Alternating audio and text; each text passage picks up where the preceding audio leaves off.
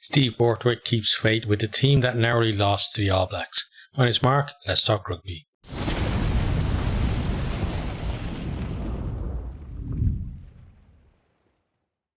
This is an interesting one. We've got two teams who they've been, right up there at the pinnacle of international rugby at times. Both kind of a little bit down on where historically they've been, especially Australia, England, a team on the rise, but that defeat against New Zealand, kind of makes them question whether, they're quite there yet or not. So I think they'll be looking for a big response in this game. Then you got Australia who, they really struggled in the Rugby Championship.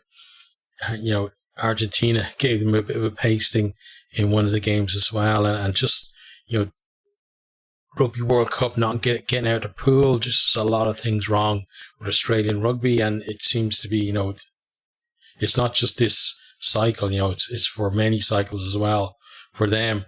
And, as often has happened with the ARU over the last, I don't know how many years, it's a lot of years, certainly back when, I used to write for a Australian rugby website, not like the odd piece here or there, but I still remember back then it was still the same thing, try and recruit the next big thing from league and hope that inspires the young kids to want to play union instead of league and somehow kickstart, the Wallabies, rather than looking at the whole system of pathway for young players, coming up through rugby union in Australia. Seems like it's always an attempt at shortcuts. Let's see if this one actually works out for them. But usual thing, we're going to go through the teams, one pass through, then we'll come back, talk a little bit longer about each of the teams as well.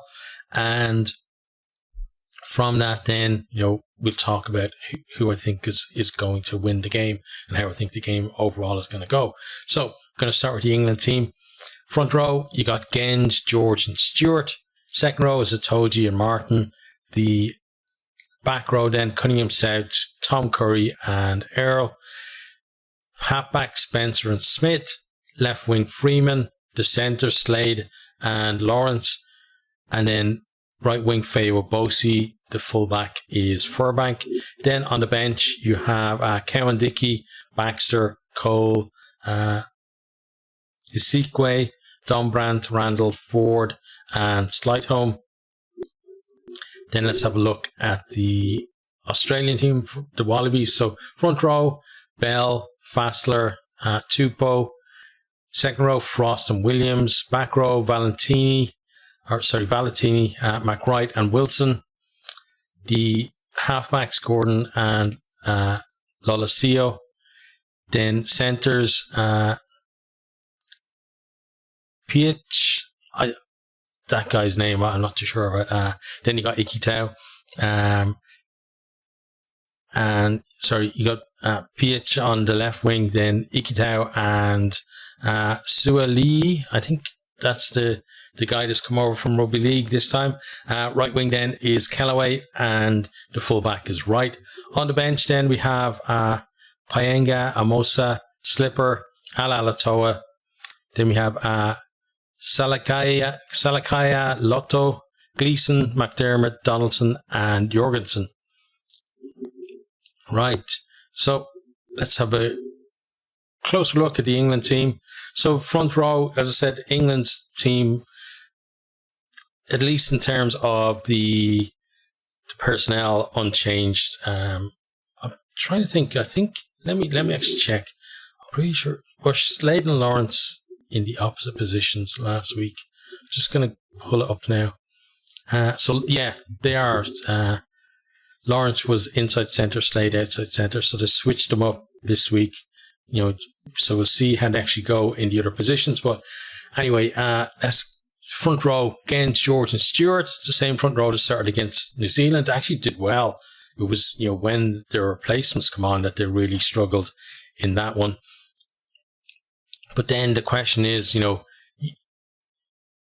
at the level of intensity now that these test matches are played, how long can your front row actually go before the fact that, the fatigue means that it's actually better to bring somebody else on, rather than, even if the quality is not up to the same standard, where's that time to bring them on? I know Borthwick has been kind of criticised about making changes for the sake of changes and making them at set times rather than looking at what's actually going on the field. So we'll see whether that happens against the Wallabies or not, and whether it's going to have the impact that it did against New Zealand. But yeah, again, George and Stuart, they got to start well the way they did against the All Blacks. They might have to go a few extra minutes in this one, depending on how the game is going, and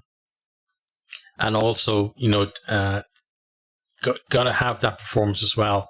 Set pieces got to be good, and they've got to contribute around the field as well. George, as the captain, got to show kind of that leadership. And England, honestly, in this should be looking to build a lead to the point where that when they're going to their bench, that they've got enough of a lead. I think was it 8 points against New Zealand, that they got a bigger lead than that. That even if the bench don't do so well, that they can actually win it. So these guys, a lot on them at the start of the game. Then you got Itoje and Martin in that second row. So Itoje is he's a fantastic player. Some people probably don't like him personality wise, but you can't deny the guy's talent and his work rate as well. And Martin alongside him, Martin and Chesham is the other guy, right? I think those three as a triumvirate are decent options for England at lock. They for a long time they looked for partners for Itoje. They tried a lot of people in there, and it seems with those two they found two that work pretty well with him.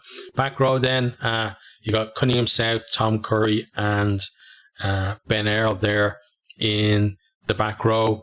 I'd say they kind of got overshone by their New Zealand counterparts last week. Cunningham South, he's a player with tons of potential, but we didn't see the best of him, I think, last week. So it's going to be interesting to see how they go. Tom Curry as well wasn't great, and Ben Earl as well.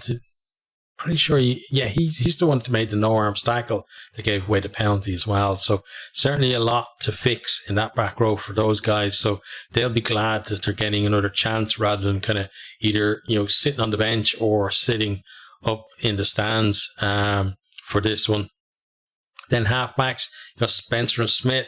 A lot of criticism at the fact that Smith was taken off for George Ford. He may have gotten, he was doing well kicking from the tee, and he may have slotted the penalty that Ford missed. But remember, Ford hit the post with it, so he wasn't that far away. But then, the drop goal at the end, Ford's effort at the drop goal was certainly better than Smith's too earlier on in the game as well. So, there's no guarantee just because he stayed on that England would have seen the game home. But, hopefully when the changes are made, that they actually make sense. And, if you want to keep Smith on the field, maybe bring Ford on for Furbank and switch Smith back to fullback. So you have that option there as well. So we'll have to see how that goes as well. But, Smith, he's kind of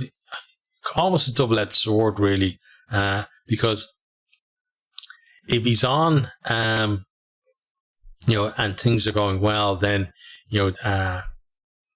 people will say, well, why do you take him off? And then you have that whole thing of, if for anyone else who isn't Smith, they get kind of a bit lambasted.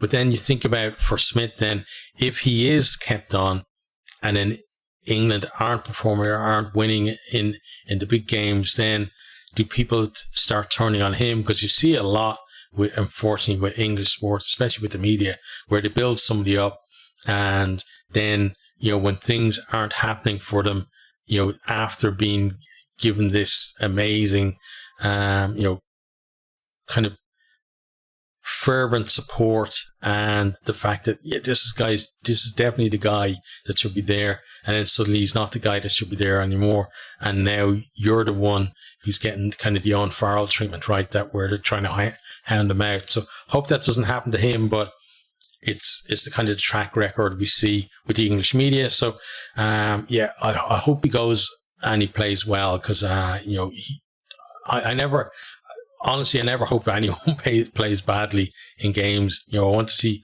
two teams playing really well, all the players hopefully playing well as well, and then just the better team coming out on top in the end, or even sometimes a luckier team, right? Wings, then we got Freeman. He didn't see really that much against New Zealand. England didn't create all that many chances, honestly. You have to remember that the try for Voxel came from a Smith intercept, so it wasn't like they were they left a lot of tries out there either. There weren't that many chances for them. So hopefully he gets a bit more ball and a bit more space as well. Then the centres, Slade and Lawrence, as I said earlier, they've been flipped around. This time, so Slade at inside centre and Lawrence at outside centre. So let's see if Lawrence can be maybe a little bit more creative than we saw Slade being, and maybe that way around the pairing is going to work well for them, because centre really is a problem position for England. A lot of the time we've seen them, especially when Owen Farrell was there, where instead of playing a proper kind of centre pairing, they would play maybe 4 to 10 and Farrell at 12, or Smith at 10, Farrell at 12, and then they'd have maybe even a 12 shifted out to 13 or something like that, or a genuine 13 in there. So getting the balance on that midfield really is something that they struggled with.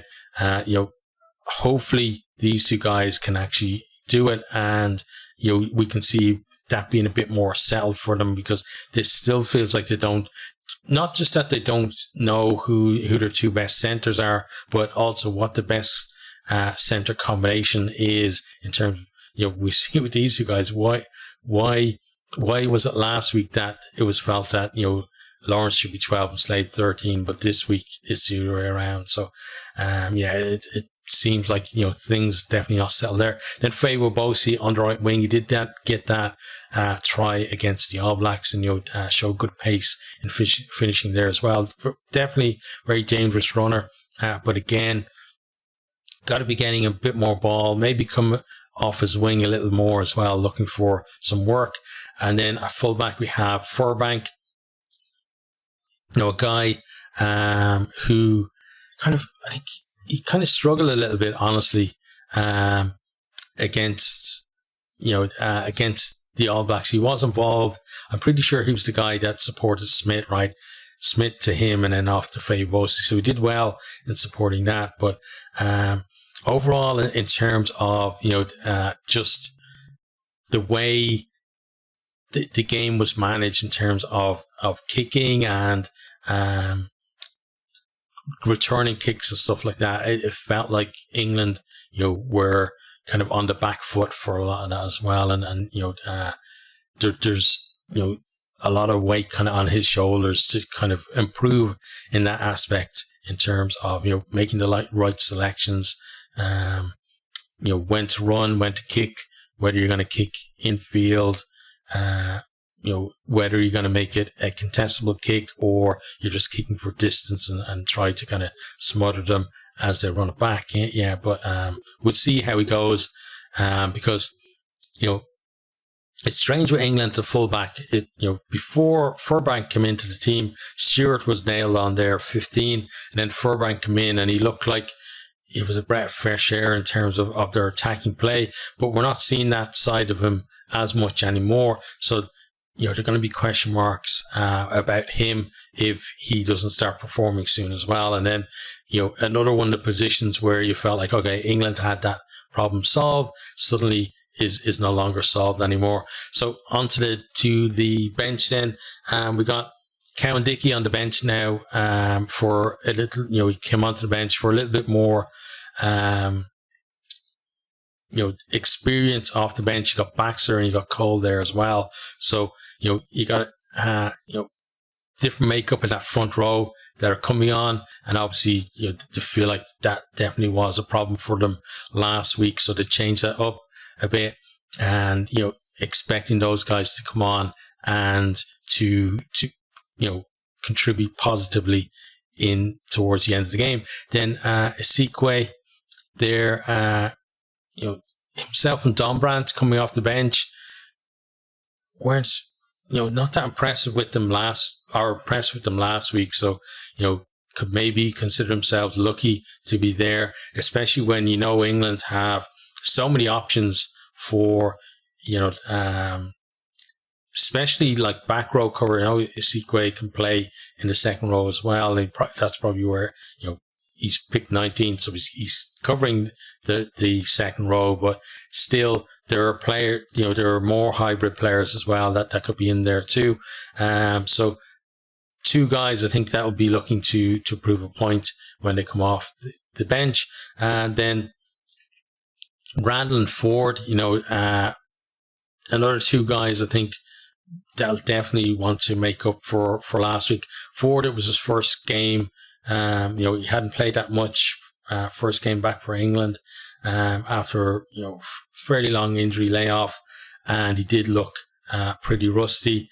And then Randall, not the best from him off the bench either, especially that very unsympathetic pass for Ford for that drop goal attempt at the end as well. And then you got Slight home, that you'd hope would get on there and get some ball, because that guy has real pace as well, and he could be a big threat for them. So they'll be looking for the bench to really step up this week compared to the way it went from last week. Okay, on to then the Wallabies. So we got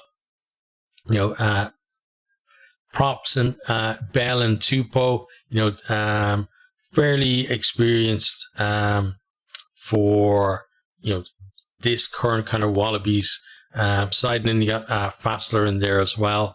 So we've always kind of historically thought about Australia having a very weak scrum, but one thing they had going into last year's Rugby World Cup was that they had a pretty decent scrum, and you'd expect as well that it hasn't gone away from them. It's a lot of other areas that they're struggling in, so you'd expect them to be, for the most part, to be getting parity in the scrum as well. And then maybe if they can kind of replicate what the All Blacks did in terms of maybe winning it all, from the bench as well, and getting some dominance in the scrum. But we'll have to see how that goes, because with the Wallabies, we know that the scrum isn't the most important thing to kind of the rugby media and public in Australia. So, but compared to, as I said, previous years, they have looked a lot better in the scrum. The days of when every scrum would be almost be a penalty against Australia when it's England versus Australia. I think pretty much behind us. It doesn't mean that it won't happen on in tomorrow's game, but on the balance of it, you'd expect the Wallabies to be pretty competitive in there. Then the second row, you got Nick Frost and Jeremy Williams. So Frost, kind of the more senior of those two, at least in terms of my experience with the Wallabies, and I've seen Frost a few more times at least. Then the back row, you got Valentini, who I think is a superb player, at 6. Then you got McWright there at 7, Harry Wilson, then the captain, at 8. So all decent players in the back row. I think what the Wallabies have struggled with is finding the balance in the back row. We saw in the World Cup, it didn't seem quite right for them there. So let's see how these guys go as a trio against that England back row. Are they going to be able to kind of win that little battle there for the team? Then halfbacks, then you got Jake Gordon and you got Noah Lolesio. So a lot of CO guy with superb talent. Gordon as well, is a guy who's come through, and he definitely has. There's a lot of kind of potential with him there. Stepping up, for the Wallabies, and it's about whether as a combination they can deliver, and when the pressure comes on as well, that's going to be the big kind of test for those guys. Then PH, this is not someone who I'm all that familiar with, the left winger.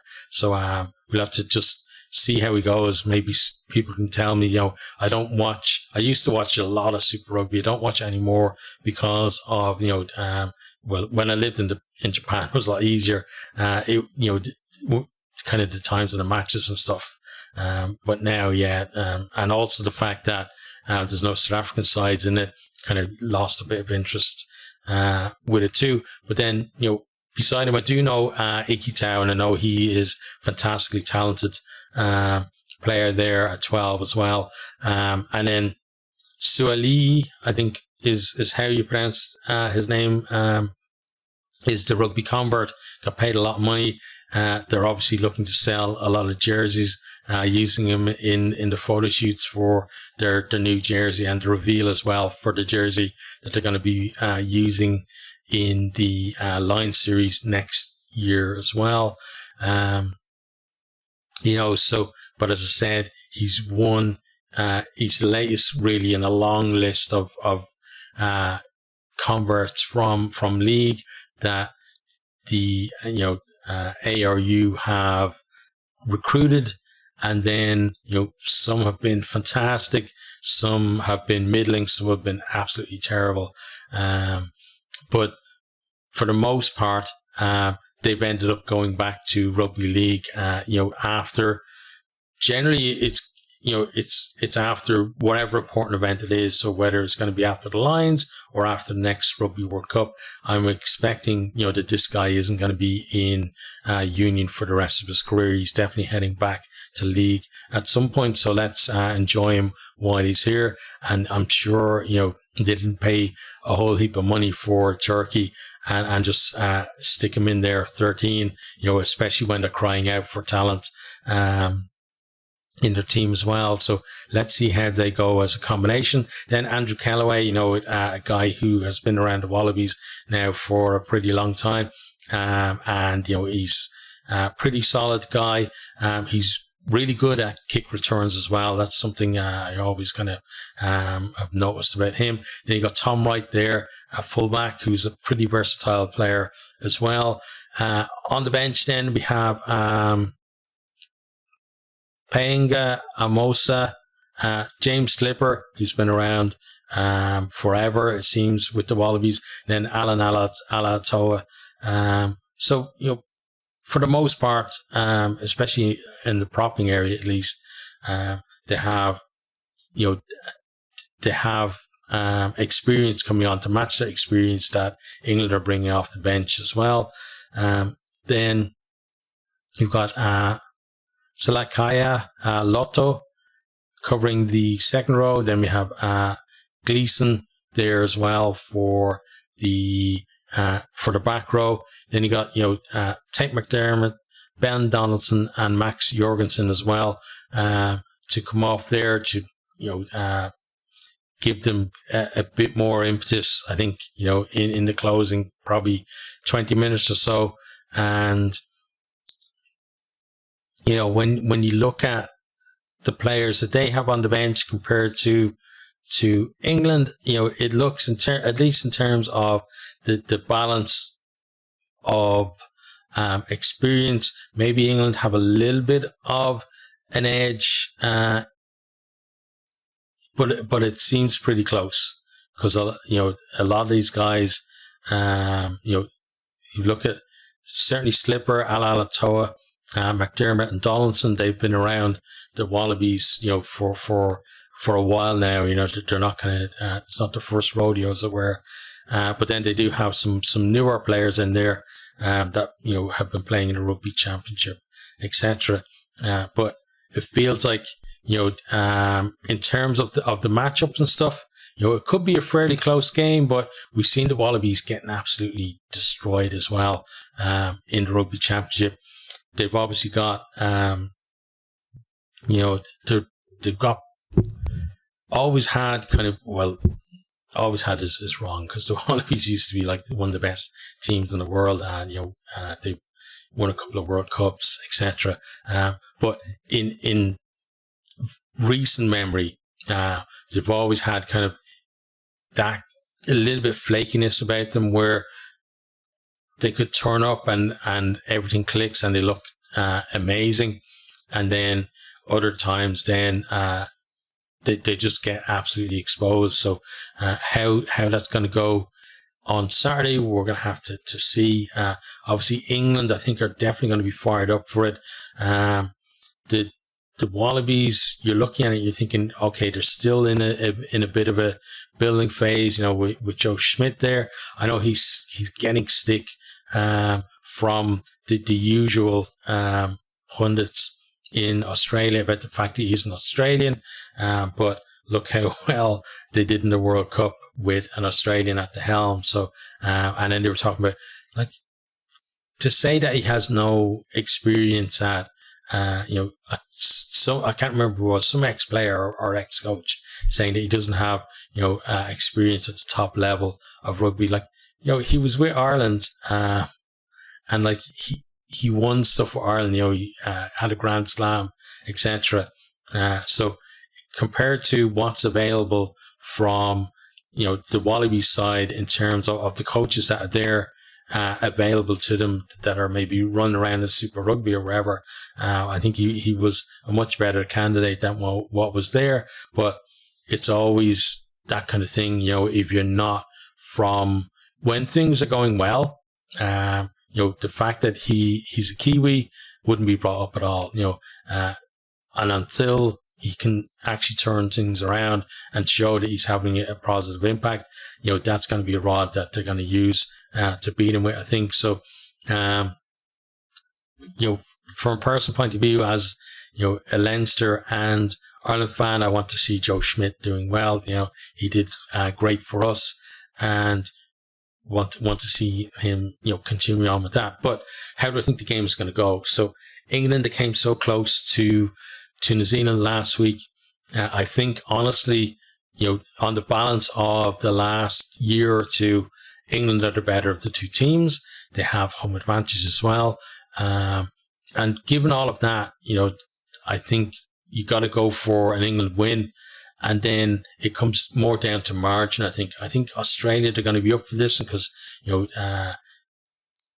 going to Twickenham, or is it now the Allianz Arena, or is it Arena or Stadium, or I don't know.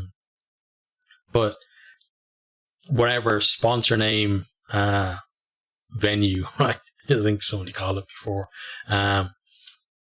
But I think all of that is going to give them an edge in this one. But the Wallabies are going to be up for going there as well. It's one of those places where England get a boost from playing there, but I think some opposition teams get a boost from going there and proving themselves as well. I think the Wallabies are definitely one of those.